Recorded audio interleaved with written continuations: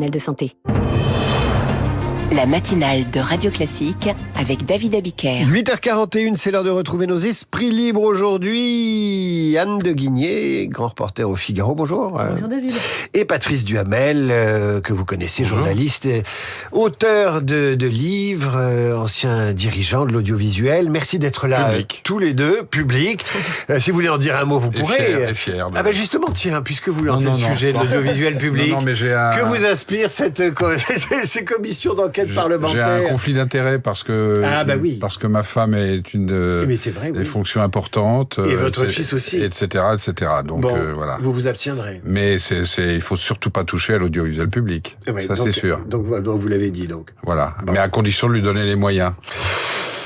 Emmanuel Macron annonce le lancement de la construction d'un nouveau porte-avions. C'est une nécessité stratégique ou un acte politique tactique? Ce discours d'hier à Abu Dhabi.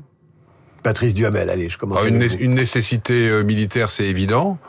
Hervé Gattegno tout à l'heure a rappelé que c'était pas le scoop de l'année, ce que Macron a annoncé, puisque c'était dans la loi de programmation militaire qui a été votée il y a plusieurs années.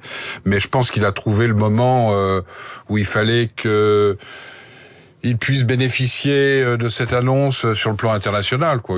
On voit bien qu'il est très affaibli sur la scène nationale, qu'il essaie de garder son rang sur la scène internationale tout en sachant qu'il sera remplacé dans 15 ou 16 mois maintenant, donc c'est un petit peu compliqué. Il fait quand même partie des doyens des chefs d'État aujourd'hui, Emmanuel Macron, malgré son jeune âge, des chefs d'État. Sur la durée des fonctions, je pense qu'en Europe, c'est le plus ancien, parce qu'il est à 8 ans et demi, presque 9 ans maintenant. Voilà, mais non, ça arrive à un moment où, s'il voit Poutine seul, ou ça va être un sujet d'ailleurs, est-ce qu'il va le voir tout seul, ou est-ce qu'il va aller le voir avec le chancelier allemand. Et Poutine lui refera le coup de la grande table? C'est possible, mais ça serait bien qu'il soit plutôt 4, Poutine et 3 Européens, plutôt que lui tout seul. Ça aurait plus de gueule quand même, je pense. Donc je pense que c'est plus politique que vraiment stratégie militaire. C'était le bon moment. Parce que le délai de livraison, c'est 2038 quand même. Voilà, j'ai calculé, il aura 61 ans. Il aura 61 ans. Anne de Guigné, comment vous avez reçu cette annonce d'Emmanuel Macron qui promet un nouveau porte-avions en remplacement du Charles de Gaulle pour 2038? Je vous pose la même question. Nécessité stratégique ou acte politique tactique? Il y avait quand même une dimension... Moi, j'ai toujours mon prisme économique, financière. On n'a pas de budget, et dans le budget étaient fléchés des financements pour ce chantier. Donc c'était quand même assez important, je pense, de le réaffirmer. C'est pas une annonce, mais de le réaffirmer avant d'acter le fait qu'on allait passer en loi spéciale, sans doute. Parce que ce porte-avions, c'est minimum 10 milliards d'euros, sans doute plus. Donc évidemment, sur une longue période quand même. Voilà, jusqu'en 2038. Et puis ce qui est assez fascinant après d'un point de vue technique, c'est que ce sont le porte-avions, a priori, il durera jusqu'en 2080. Donc ça nous emmène très loin. Donc voilà, on se projette dans toutes les nouvelles guerres, les drones. Toujours la matinale. Voilà, David sera toujours là. Nous, on ne sait pas. Les drones, les successeurs du... Avec la retraite à 95 ans, voilà. C'est ça. Mais je pense pour la France, c'était important de réaffirmer qu'on va garder la dissuasion nucléaire. Et surtout, moi, j'étais frappée. L'autre jour, je regardais un think tank américain économique, le Peterson Institute, qui sort tout le temps des papiers de recherche. Et un des papiers disait, comme ça, les Américains, tranquilles, en fait, si la France doit être aidée pour des raisons budgétaires, pourra-t-elle garder l'arme nucléaire qui coûte si cher? Et le débat était ouvert, et on voit bien évidemment cette douce pression de nos amis américains pour dire, en fait, est-ce que la France a encore les moyens d'avoir l'arme nucléaire, ce petit pays qui est pas capable de gérer ses finances publiques? Et évidemment que ça coûte extrêmement cher. Que d'intox venant de la Russie et des États-Unis, et que de supporters de la Russie et des États-Unis qui se disent des patriotes dans notre pays. Ça vous choque pas, ça? Oui, c'est quand même, de ce point de vue-là, une assez vieille tradition française. Il y a toujours des gens qui se font remarquer pour l'indépendance de leurs propos, ou plutôt, j'ai tort de dire indépendance, pour la provocation. Nationaliste, dans ce qu'ils expriment. Nationaliste supporter des nations qui sont opposées à la nation française. Oui, souvent. Oui, ça fait partie des paradoxes, voire des pathologies françaises. Oui, ce lien un peu amour-haine au pays. On adore être fasciné par les pays voisins qui ont l'air plus puissants, tout en se disant c'est une bonne façon de se faire des leçons. Mais vous avez raison, David. Et c'est vrai que ça s'est sans doute amplifié avec la Russie. C'est très impressionnant, la Russie. Bon, peut-être qu'il y a un petit peu moins de personnes fascinées par la Russie aujourd'hui, mais le lien de certains Français à Poutine, en effet, laisse songeur. Avec toujours cette explication que, en fait, là, voilà, c'est pour mieux donner des leçons au pays. Les images de la crise agricole ont circulé tout le week-end sur les chaînes d'information, faisant des agriculteurs les héros d'un psychodrame national. C'est la relation entre cet État bureaucratique et nos paysans. C'est un peu comme ça que le schéma est esquissé, ou la caricature. Est-ce que vous achetez sans réserve cette dramaturgie du genou à terre sur l'autoroute, chantant la Marseillaise? Est-ce que c'est pas un peu gros? Est-ce que la ficelle n'est pas un peu grosse? Le genou à terre, c'est peut-être un petit peu excessif. Face aux gendarmes. Hein. Voilà. Les revendications, elles sont totalement légitimes. Voilà. Et puis maintenant, il y a une course de vitesse qui s'engage entre le gouvernement et les organisations agricoles et les agriculteurs, et notamment les éleveurs. C'est que je crois dans un mois, jour pour jour, quelque chose comme ça, il y a le salon de l'agriculture qui est toujours un événement considérable. Dans un mois, il y a le salon de l'agriculture et la possibilité... Non, 2 mois. J'ai dit un mois, j'ai eu tort. 2 mois, c'est en février. Et puis avant ça, il y a la signature du Mercosur. Donc il y a 2 échéances importantes. Et il y aura la signature à peu près inéluctable du Mercosur en janvier. Donc on comprend quand même qu'ils aient une inquiétude extrême. Si vous prenez vous devez les connaître encore mieux que moi, les chiffres de l'évolution du nombre d'agriculteurs dans ce pays depuis 20 ans, c'est saisissant. Ils sont 300 000 aujourd'hui, c'est ça, quelque chose comme ça. Ils étaient 700 ou 800 000 à la fin du siècle dernier. C'est donc, on a absolument besoin d'eux, et pas seulement pour l'alimentation dans ces périodes de fête. L'industrie, c'est pareil, hein. 10%, 20% au début des années 80, 10% aujourd'hui. Non, puis derrière, il y a toute l'industrie agroalimentaire qui est quand même un des fleurons du système économique français. Il faut pas l'oublier. Plus tellement, c'est là qu'ils vont être en déficit sans doute cette année, un déficit commercial. Oui, parce que les importations ont augmenté. Anne de Guigné. Moi, ce qui me frappe dans la séquence, c'est qu'on voit bien qu'on a un rapport au monde agricole en France. Il y a une mauvaise conscience, mais qui date de, je crois, de la Troisième République. Vous savez, on a mis les premières mesures protectionnistes, c'est les lois Méline. C'est pour protéger le monde agricole à l'époque du libre-échange avec la Grande-Bretagne. Et c'était l'idée, sous la Troisième République, que le monde agricole était monarchiste. Et c'était un peu le banc de mariage de dire, écoutez, on va vous protéger et puis vous allez devenir républicain. Et depuis, il y a toujours eu cette idée qu'il fallait protéger le monde agricole. D'ailleurs, le protectionnisme agricole a duré jusqu'à la Seconde Guerre mondiale. Et au final, à la sortie de la Seconde Guerre mondiale, la France est encore un pays très agricole, beaucoup plus que nos voisins européens.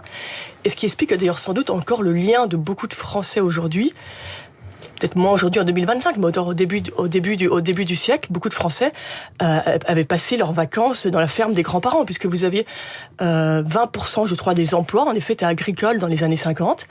Mais d'avoir tant retardé l'adaptation du monde agricole, soi-disant pour le protéger, fait qu'il y a eu une mutation très rapide après la fin du siècle, qui a été du coup beaucoup plus difficile, un exode rural beaucoup plus rapide en France.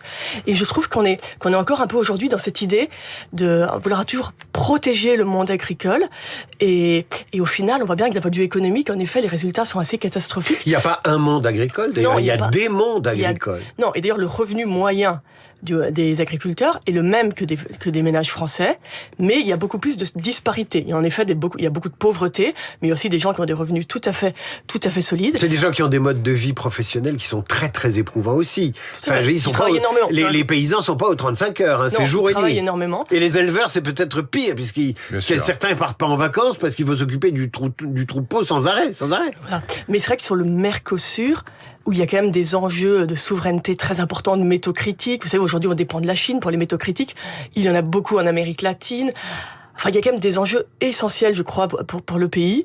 Évidemment qu'il faut faire attention au monde agricole, mais à mon avis, il faut avancer aussi. Je pense qu'on ment aussi beaucoup aux agriculteurs, avec un côté très paternaliste, de dire on va vous protéger, bonnes gens, ce qui n'a jamais en plus le cas. Et non, moi ces images me choquent pas mal. Le genou à terre, j'ai dit, mais je veux dire, on parlait du patriotisme tout à l'heure. L'agriculture française, ça fait partie des fiertés françaises, du patriotisme français. Tous les grands clashs en Europe, sous De Gaulle, sous Pompidou, etc. La politique de la chaise vide qui s'est jamais reproduite depuis, c'est quand il y avait été un débat compliqué pour l'agriculture française dans les négociations à Bruxelles. Chirac, quand il était ministre de l'Agriculture, qui quittait la séance en claquant la porte, etc. Et toute la France applaudissait. Tout le monde disait qu'il avait raison, fallait défendre les agriculteurs. Les Français adorent les agriculteurs. Voilà, aujourd'hui, c'est encore ça. Mais si la France est belle, c'est parce qu'elle a été agricole. Non, mais c'est aussi les petits par rapport aux gros. Voilà, mais c'est tout à fait logique. Donc moi, je les défends. Oui, et moi je les aime beaucoup évidemment, voilà. Mais moi je pense qu'on peut pas tout garder et qu'il faut peut-être faire des choix douloureux, de se dire qu'est-ce qu'on peut produire en France ou pas, qu'est-ce qu'on peut élever, qu'est-ce qui peut marquer, parce que les défendre pour les défendre et les emmener dans le mur, je pense que ça leur rend pas service. On va terminer avec cette loi spéciale pour faire adopter un budget de secours. Est-ce que la France est condamnée à l'immobilisme pour 18 mois jusqu'à l'élection présidentielle ? C'est la petite musique du moment. Et en même temps, quand on voit les indicateurs économiques, quand on voit les chefs d'entreprise, on recevait ici même Patrick Martin la semaine dernière, le patron du MEDEF, ils avancent, ils attendent pas que l'État bouge. Certes, ils n'ont pas de visibilité, ils savent pas à quelle sauce fiscale ils seront dévorés, mais globalement, les entreprises, elles comptent plus sur l'État. Oui, ça c'est une évidence et je veux dire on les comprend quand on voit ce qui s'est passé à l'Assemblée depuis 2 mois. Sur la loi spéciale, faut banaliser, faut rassurer les Français avant les fêtes. La carte vitale va fonctionner, etc. C'est la loi spéciale, c'est la 2e année. On va lever l'impôt, on va pouvoir continuer à emprunter sur le marché. On va pouvoir continuer à s'endetter, oui. Voilà. Bah oui, mais c'est la réalité. Ouais. On est à quoi 117% de maintenant les derniers chiffres de dette, c'est absolument effrayant. Le gros rendez-vous, il est en janvier, parce que j'ai vu que Sébastien Lecornu voulait que le budget 26 soit voté avant le 31 janvier. On va retomber sur le débat qu'on connaît depuis 3 mois, c'est-à-dire comment on fait. Là, la loi spéciale, elle va être votée par tout le monde, comme l'année dernière, sauf les insoumis qui vont sans doute s'abstenir comme ils le font. Il faut continuer à payer les fonctionnaires et à faire fonctionner l'administration. Mais le budget 26... je pense que le gouvernement, on a parlé de la méthode Lecornu qui a été extrêmement habile, etc. Je pense qu'il y a une erreur du gouvernement. Est-ce que c'est la sienne ? Je ne sais pas. En tout cas, à l'Élysée, ils étaient un petit peu énervés par ce qui s'est passé. C'est ce conflit un peu stupide avec le Sénat. Le Sénat, depuis la folie de la dissolution de l'année dernière, c'est le point d'équilibre de la vie politique française. Heureusement qu'il y a le Sénat qui est là pour rétablir un certain nombre d'excès. Et là, Matignon fait savoir que le Sénat est intransigeant, radicalisé, etc., etc. Vous avez deux sénateurs, dont un qui est une personnalité très importante au Sénat, y compris dans l'ex-majorité qui est Hervé Marseille, le patron des centristes, qui a fait un communiqué très dur. C'est pas leur habitude. C'est une personnalité qui joue un rôle vraiment de grande influence. Il n'est pas très médiatisé, mais il est extrêmement influent dans la vie politique française actuellement. Et pour qu'il signe un communiqué aussi dur sur Matignon et sur le gouvernement, il fallait vraiment que le Sénat se considère un petit peu déconsidéré, marginalisé, que la discussion est se passer avec les socialistes et pas avec eux, alors qu'ils tiennent quand même cette situation d'équilibre. C'est le problème. Est-ce que c'est le point faible de Sébastien Lecornu, c'est finalement d'avoir tout misé sur une excellente relation avec le patron du Parti socialiste, Olivier Faure. Est-ce qu'on va avoir un budget made in PS ? Écoutez, en tout cas, le budget ce qu'on a eu pour l'instant, c'est le budget de la Sécu, et ça y ressemble beaucoup. Et moi, c'est vrai qu'on parle beaucoup du génie de Lecornu. Enfin, beaucoup l'ont célébré. Moi, je suis un peu affligée parce qu'au final, qu'est-ce qui reste ? On a la réforme des retraites qui me semblait totalement essentielle et suspendue. Bon, c'est ce qui se passe en France quand les choses sont suspendues. C'est-à-dire que pour la prochaine présidentielle, on va revenir au même débat qu'il y a 5 ans, dans tous les autres pays avancent. Et puis, ce qui était important d'avoir un budget, on n'a pas de budget, ça retombe. Donc, écoutez, moi, je suis un peu sidérée par ces débats. Anne de Guigné, vous avez le mot de la fin et il faut vous féliciter puisque votre essai pour tout l'or du monde, essai sur la place de l'économie dans le roman français depuis les origines jusqu'à nos jours, était en finale du prix du livre d'économie. Ça peut être un très beau cadeau de Noël. Prix du livre d'économie qui a été attribué à un invité de Radio Classique, notamment Guillaume Gralet, qui l'a obtenu pour Les Pionniers et notamment livre qui parle de ce qui se passe dans la Silicon Valley. Il en a a rencontré les grands noms. Et puisqu'on est dans la rubrique livre, je rappelle également le titre du livre de Patrice Duhamel, La photo, Pétain-Mitterrand. Pétain remettant la Francisque à... C'est pas la Francisque. C'est pas la Francisque. Rendez-vous demandé par François Mitterrand. Ouais, mais enfin, il l'a bien décoré. Il a eu la Francisque. Oui, il l'a bien décoré. Personnellement. C'est paru aux éditions de l'Observatoire l'an dernier. Ça s'appelle La photo. Merci à tous les deux. On va se séparer avec Puccini. C'est aujourd'hui l'anniversaire de sa naissance, figurez-vous. C'est l'occasion d'écouter Nessun Dorma avec Luciano Pavarotti. Sublime.